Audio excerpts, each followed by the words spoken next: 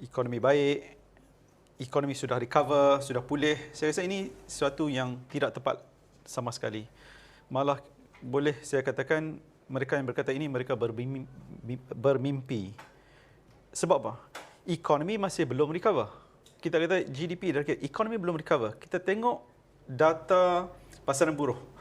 Mereka yang hilang kerja ketika ini jumlah mereka masih lebih kurang 17% lagi tinggi sebelum pre-COVID. Not yet recovered. GDP per kapita untuk negeri-negeri yang miskin contohnya ataupun yang tidak membangun Sabah, Kelantan masih ke belakang. Jadi kita belum recover. Kalau nak kata GDP kita tahun ini baik, kita tanya senang lah, Haji. Pergi kat luar tanya rakyat, okey tak okey? Mereka kata bang naik, pendapatan berkurangan, kuasa beli berkurangan. Dan ini akan menjadi lebih teruk lagi. Untuk menyelesaikan suatu masalah, kita harus jujur dan akur apa yang berlaku.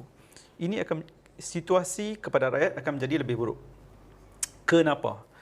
Ekonomi dunia makin lama makin teruk.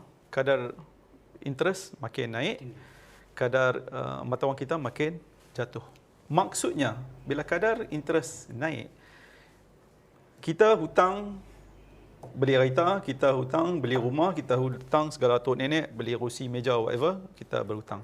Kadar hutang rakyat di Malaysia lebih kurang 90%. Tinggi, antara tertinggi di Asia.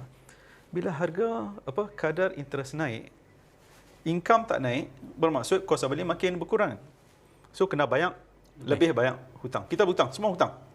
Kedua, kita juga kena inflasi pasal kadar ringgit lemah. Kita import lebih kurang 50 bilion harga barang makanan. Harga barang naik, income tak naik, banyak interest lebih, banyak barang makan lebih, akan tertekan. Pada masa yang sama, kapasiti kerajaan untuk membantu makin lama berkurang. Kita tak ada bulat dah.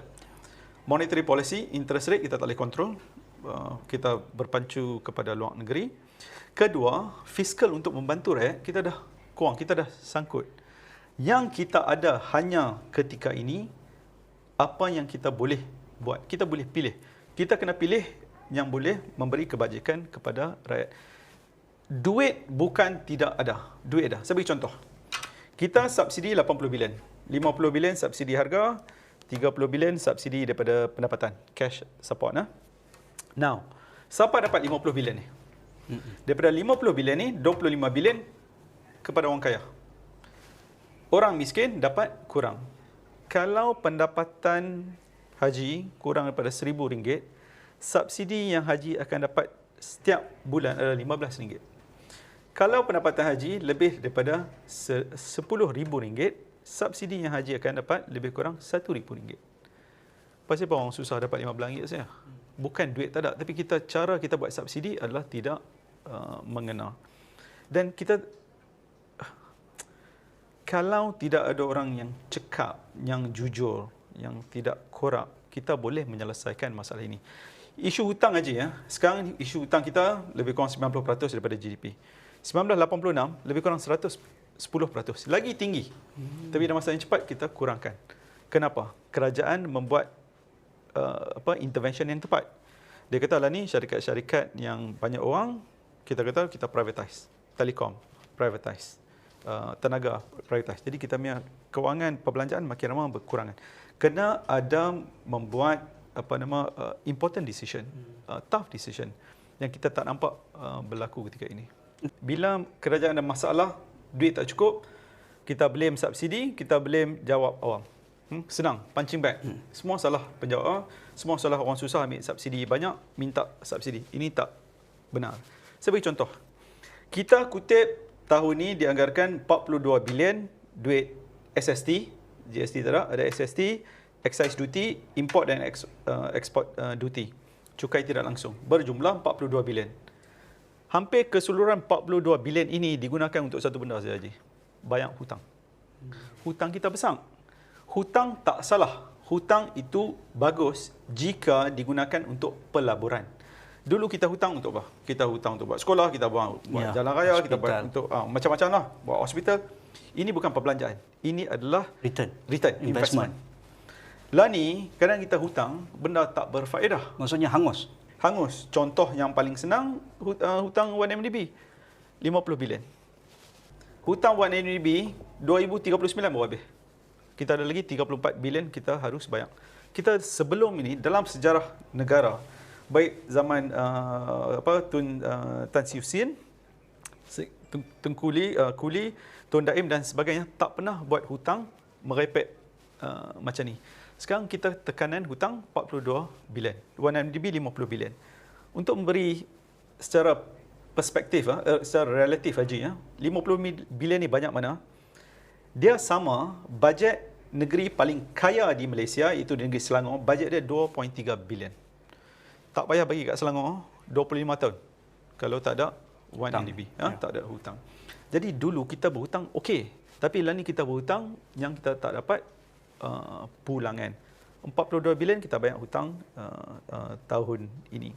Kedua, jadi tak boleh kata salah penjawat awam. Betul. Ni kita berhutang. Kedua, subsidi 80 bilion. Pasal apa kita bagi kat orang kaya? Jangan bagi pada orang kaya. Ketiga, orang kata ni selalu komplain. Bagi pendapat sikit. Apa yang jangan kita buat untuk bajet ni? Saya akan bagi pendapat saya, bukan benda yang boleh buat, benda yang jangan kita buat. Jangan kita buat, jangan potong cukai kepada orang kaya. Kita lihat apa yang berlaku di England sekarang. Sekarang. Silap-silap Prime Minister dia jatuh. Paling cepat lah. Pasal dia potong personal income tax daripada 45% kepada orang kaya kepada 40%. Cukai korporat pun dia kurang.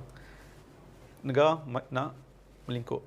Satu lagi negara yang buat macam ini, potong cukai dan lingkup potong cukai adalah Sri Lanka. Dia potong VAT ataupun SST dia dan cukai pendapatan. Jangan potong cukai kepada orang kaya. Itu jangan buat. Jangan buat. Apa yang boleh buat? Kita boleh cukaikan lagi yang orang kaya. Di Malaysia, saya cakap ni banyak kali, cukai adalah regresif. Makin kaya, makin untung, cukai makin rendah.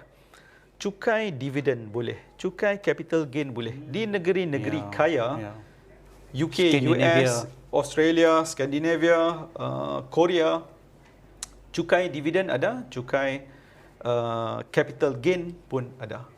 Jadi boleh dapat banyak. Kita tak ada. Saya bagi contoh. Baru tahun lepas lah, tauke dividen dia lebih kurang 2 bilion. Dividen 2 bilion. Cukai yang dia bayar haji kosong. Kalau haji kerja setahun 200,000 katakan gaji, kena bayar cukai. Mama ni dapat 2 bilion, bayar kosong. Katakan kita cukai dia seorang ni windfall 10%. Cukai capital ataupun cukai dividen 10%, kita kutip 200 juta daripada seorang. 200 juta ni bersamaan dengan cukai yang kita kata 1/1/2023. Orang yang beli daripada online, daripada barang online, berharga RM500 ke bawah, kena bayar cukai. Kutipan ni, orang susah yang beli online yang barang murah ni. Pasal nak harga murah. Kutipan daripada cukai ni yang dikenakan, orang susah nanti kena, berjumlah 200 juta. Janganlah bagi dekat orang susah ni. Kata dekat tauke ni, bayanglah. Dia pergi England, dia kena bayang. Dia pergi Europe, dia kena bayang. Dia pergi Korea, dia kena bayang. Duduk sini, dia tak payah bayang. Cukai pendapatan kita boleh besarkan lagi.